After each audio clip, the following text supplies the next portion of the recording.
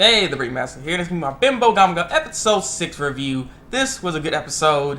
I enjoyed it. Sakura Ichiko finally understands what's annoying her, what's irritating her, and just it's not job well done. Job well done. It was good. It was good. The reference to Dragon Ball Z in the show just gets funnier and funnier. I'm sorry, it was just really funny what happened right there. But let's get down to it. Sakura Ichiko went to go save Thabreakmasta.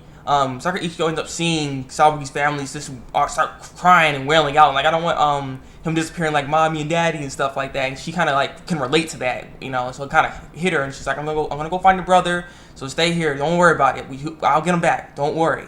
And so then she ends up calling Momo with that little whistle that Momo gave her in the last episode. And so she ends up calling him out. It was weird how he came out of it. He came out the whistle like, boom! And he's like, I'm here. How you guys doing? And stuff. And so he ends up finding him because he has a good scent. You know, he's a dog. So he ends up finding him. He's jacked up. He has like a messed up leg. He's bleeding all over. And when she comes to find him, he's just on the ground, like nearly dying. He's about to die. You know, it's not good. And so she's like, crap, wake up. And she starts crying and stuff. And then sneak attack, bam! And so freaking Momiji ends up coming and he's like, I got you. But you know, you made me broke. Now I got these little containers, so I can't even take as much off of you like I did before. So, you know, but this is enough to save someone's life. I'm the god of misfortune, not the god of death. So, you know, this is your decision if you want him to die or not. And she's like, well, you know, I don't want to feel bad about it. You know, that's why he would die. You know, I wouldn't be able to sleep at night if he died. So that's her reason. And so she ends up saving his life. And job well done. She finally does it. He wakes back up, fully healed. He has nothing wrong with him at all. He's like, what's going on? I don't know what's wrong, man. I'm not even hurt. And then he ends up seeing her sleep right next to her. You know, right next to him. And so he's like, oh, okay. So it's weird. But he ends up picking her up. Like, let's go home. And so he ends up seeing this weird golden path. Like, there's a golden path right there. And he's like, huh, should I follow this? Okay. And he goes over there. He falls through. And he's like, wow, I actually got me out of here. Like, it was interesting. So that power is really good. She's very powerful. She's very, very powerful. And so, job well done from her. They're back. They're okay and everything. She ends up getting her old body back and stuff because of, Momo ends up finding the turtle guy because the turtle guy was getting picked on by some other people. Like, you don't believe you're a god, and they're messing with him because he's on his back. He's a turtle. Turtles can't flip over, so he's having trouble. He can't even do anything. He's like, help me! And so then Bobby and Momo ends up getting him out of there, and he's like, okay, give me the stuff. You know, give me the stuff because he's looking for that the age box basically. And so they got the age box. She ends up getting it. She gets back to herself. She's fine. Well, she seems fine. And they're like, yes! So give me my award, baby! Give me my award! And so they looked at her and she starts crying. And he's like, well, wait, what's going on? And he's like, my reward? And so she's like, nah, later. And ends up going. And so she's out of her. She's not even herself anymore. It's like she's just totally out of it. I don't know what's going on with her. She's just totally out of it. And I think she was missing the life that she had before when she was a kid with them, because she realized what she was missing. She missed that family bonding, that kind of love, you know. She wanted that, I guess. And that's why she even admits that when she was saving Thabreakmasta that she needed, she basically everything I have, and you don't have, but everything you have I don't have. You know, it's basically in that kind of sense, you know.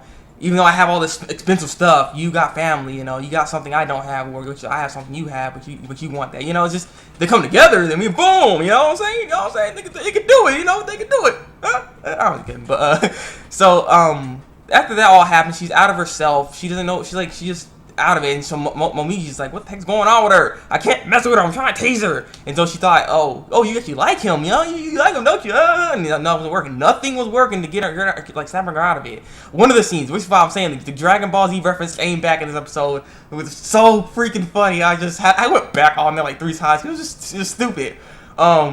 Since she was out of it, Bob was like, okay, I'm gonna do this. It's my turn to try to get her out of this. And so he ends up going in and he's like, yeah! So he's grabbing girls on her boob. He's like, yeah! And then he's all, And then she got mad, turned like Super Saiyan, but she got like energy glowing. And then he's all, she got exploded. Like, you know the time where Vegeta killed Nappa? You know, that's exactly what happened to Bobby. Bobby was Nappa, and he's like, no, Vegeta! I was like, oh. That was just too funny to me. That was too funny. It was perfect setup. I was like, oh, wow. And so Momo try to snap her out of it. Didn't work. He turned to the dog. He's like, okay, you're gonna beat me up and stuff, and you're gonna get mad because I'm in your bed all chained up. I'm like, no, it didn't work. She just took her out. He took him out of the chains and just slept with him. He's like, what? This is not her. He just jumped out of there.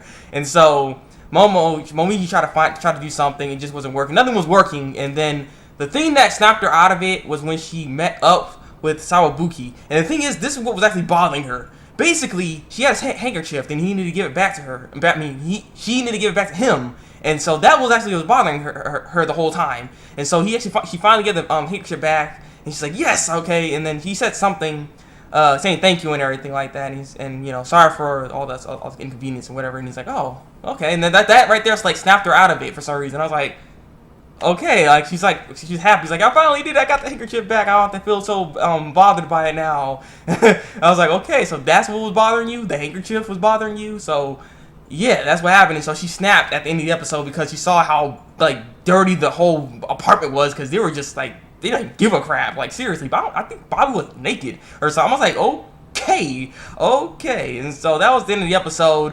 At the ending credits they show this person that was not shown in the episode, or he was seen in the episode, but it's not like an important character. Can't remember her name right now. She's pink hair. She was like, oh, here's the things I was in the episode with. Oh, I don't care anymore. You just go look for it. I was like, okay, wow. Because usually she points where she is in the episode, but she didn't feel like doing that at that time. So yeah, this was a good episode here. I'm curious of what exactly is gonna happen next with this. And apparently in this episode 2, they end up saying something about Momiji can get replaced by some other god of misfortune. So there's more than one god of misfortune then.